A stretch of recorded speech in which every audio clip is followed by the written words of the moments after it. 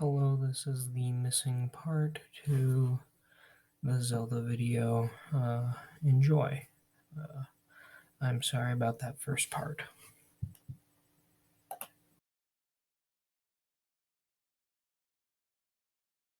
Next up, we have the sequel to The Legend of Zelda, The Legend of Zelda 2, The Adventure of Link. The Legend of Zelda 2 is not at all similar to the original Legend of Zelda. This one plays more like a weird Final Fantasy game more than anything, with a top-down overworld where you walk into towns and the towns get bigger. I mean, it's good, but it's way different from the original Legend of Zelda. And in this one, I don't know how to describe Legend of Zelda 2. I mean, it is the start of probably one of the best boss fights Zelda ever came up with, the Dark Link boss fight. But story-wise, similar to the original Legend of Zelda, but instead of Zelda getting kidnapped by Ganon, she's put into a coma, which is really weird. Again, with this one, I don't have quite all the inserts. I have two of them. I have the Nintendo Power sign up one, which, I mean,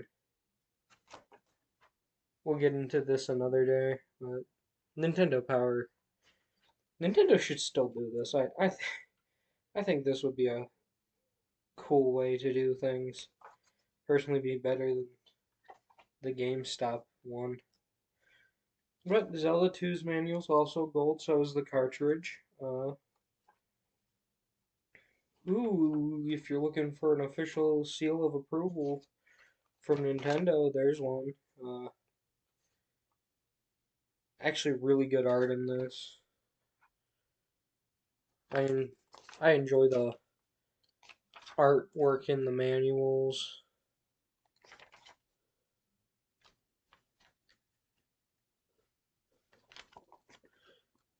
Just some of these are out there. Again, you gotta find the pieces of the Triforce. This one has a small map in it. I'm not really well versed in the other inserts that would have came with it.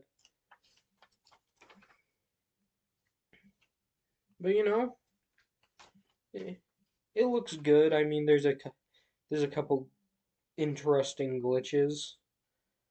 Uh, let's see, plays more like a weird Final Fantasy game where if you run into these things on the overworld map, you'll go into like a weird 2D fighting thing, and the dungeons are the same way.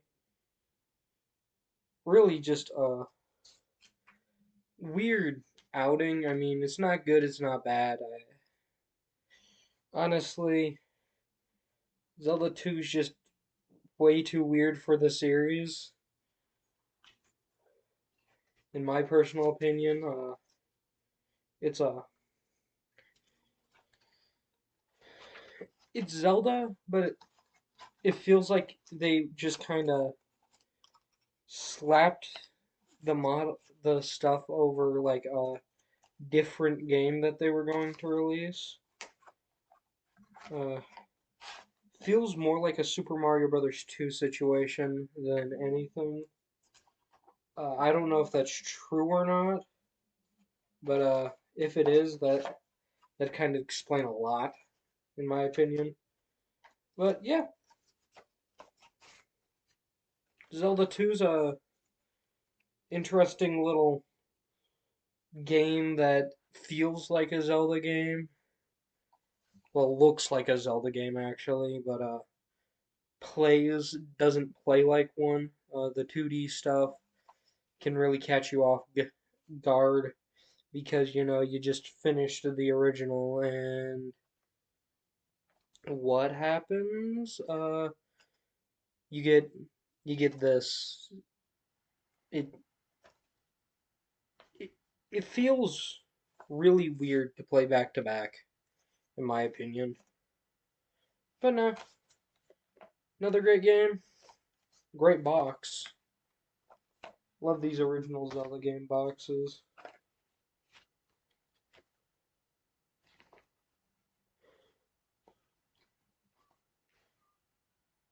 But no, if you have a chance, give them a try. They're both on the Switch.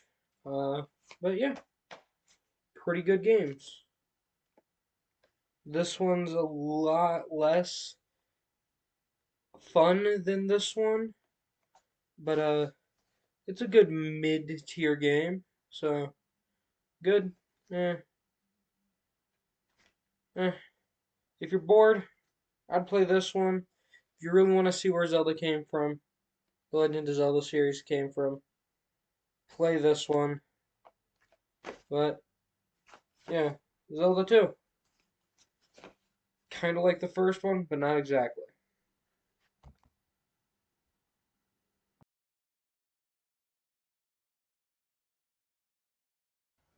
Okay, for these next few, I'm just going to cover them all fairly quickly due to the fact that uh, they did come out right after A Link to the Past, but before the next game that I'm going to be talking about, and also the other two that I'll be talking about with this segment will be a little diff.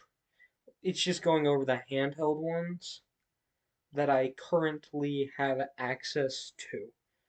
Uh, this will be going over everything except for Minish Cap for the Game Boy Advance and also the DS games, uh, because I currently do not know where my copies of those are.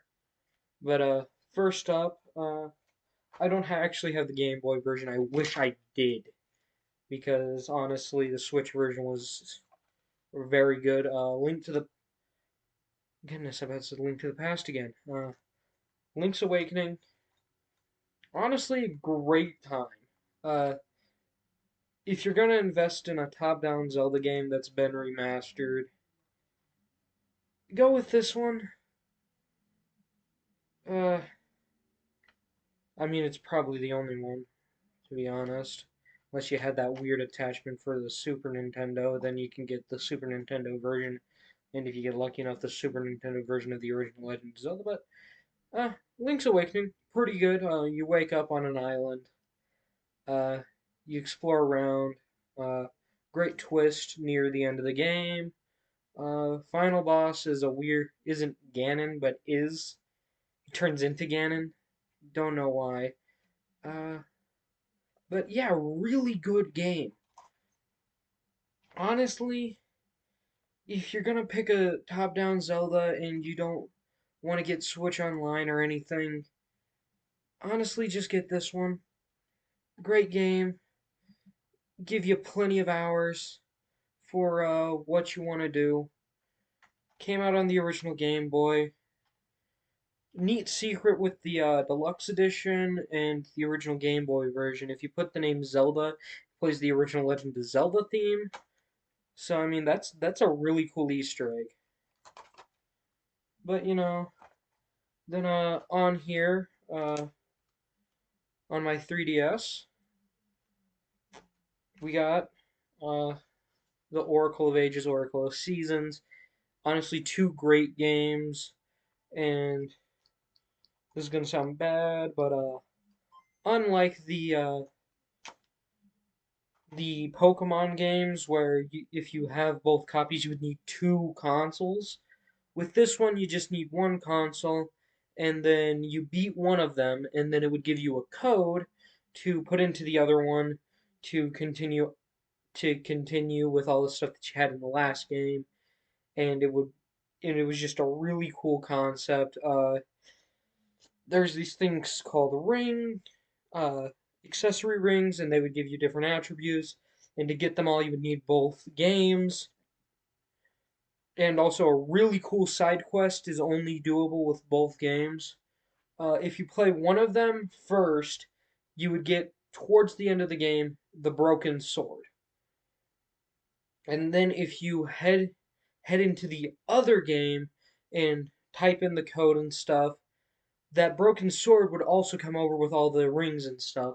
And then you could give it to the Goron, to a giant Goron at the top of a mountain, and then he would turn that into the Goron Great Sword, which ended up becoming a thing in The Legend of Zelda Ocarina of Time, which will be the next one we're talking about. But story wise, really good. Uh, both very different and also have two different final dungeons. And also, if you have both games, transfer over your data, you unlock a secret final boss, which is like a weird incomplete form of Ganon, which is all blue and glitched out looking, doesn't have pupils. It's really cool. But really cool concept for a duo release. Uh, Way better than what Pokemon has been doing. I mean, if you have both games, why can't you just transfer all the Pokemon that you have in that game directly to your other game without Pokemon Home? I mean, it's not a big thing, but it's still a thing, so eh, you gotta do what you gotta do, I guess. Uh, but honestly, great idea, great execution, really good two games. If I had the money for the Game Boy Color, the physical cartridges, I would get them. Really great. Love, love these games. Had a great time with them on the 3DS Virtual Console. Honestly, if you have a chance, give them a try.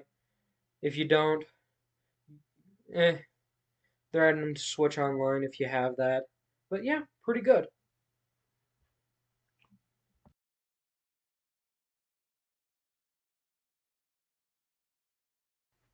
Now, this next one we're about to talk about, it is one of my personal favorite Zelda games, besides the last one that we're talking about, which is getting a sequel here in a couple days.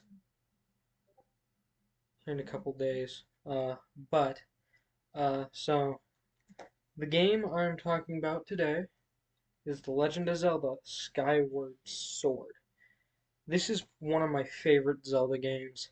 It is very long-winded, uh, very packed with things, very cut scene filled, but the gameplay is so much fun on the Switch, especially with the button controls specifically. Oh no, the only time you use motion controls is with the one freaking sword fighting dude boss fight, and that's it. Any other time you just use button controls. Trust me, it is so much better than the other controls. But no, so Skyward Sword, story wise, Link and Zelda are on this weird sky island. This is technically the first Zelda game in the series. So you're on this sky island. You do a race against your rival named Groose. Love Groose. Give him all the love he deserves. Groose is great. You get so much out of this game that is just that much better. That much more. The remake is the best version to play because you do have the option for standard controls. This game really fell flat when it originally released due to the fact that it was heavily motion control oriented. It also has probably one of my favorite dungeons in any Zelda game, the Ancient Cistern. It is, imagine the water changing level stuff of the water dungeon in Ocarina of Time, but just good. Yeah, I know. Wow. It's like the water dungeon, but if it was a good dungeon.